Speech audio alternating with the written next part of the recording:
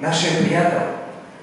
Художникът Атанас Велков отбелязва 60-годишния си юбилей.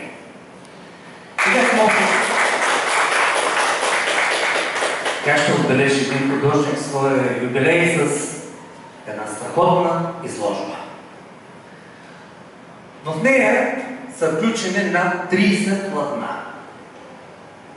Но важно е да споделим и да кажем и да запомним, че средствата от тяхната продажба ще бъдат дарени на местен център от семейен тип за деца с увреждания, намиращ се в комплекс Лазур.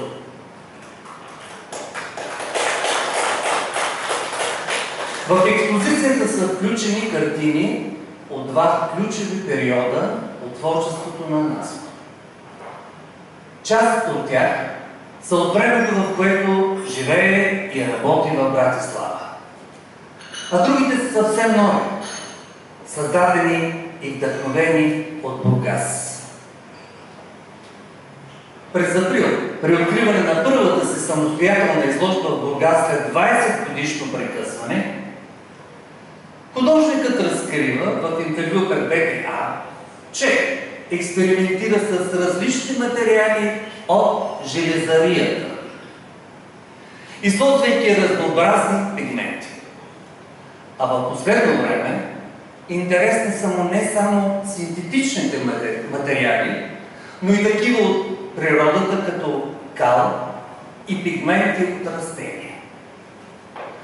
Резултатите от тези опити са включени в днешната юбилейна изложба, в която има различни внушения, свързани с море, блата, водата като цяло, както и човешките отношения. Атанас Велков е роден на 18 юни 1964 година в град Бургас. Първите уроци по рисуване, живопис и скулптура получава от Тереза Чуровска, Райна Рачева, Калуян Калуянов и Веселин Йовчев в Бургас. От 1978 до 1983 година учи в художествената гимназия в Казанлък. По-късно в Националната художествена академия в София. През 2001-2002 година специализира в Милано Академия Ди Белла Арти Ди Брера при професор Диего Еспозито. А сега ми позволете да поканя и виновника